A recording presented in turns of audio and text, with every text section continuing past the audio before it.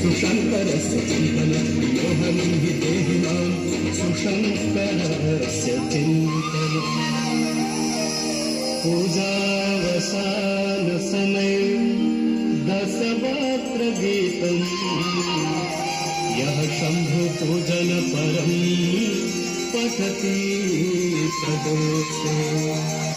तस्यास्ति आव्रतगजेन्द्रपुरैरेक्षा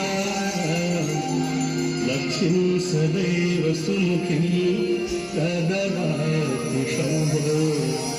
लक्ष्मीं सदैव सुमुखीं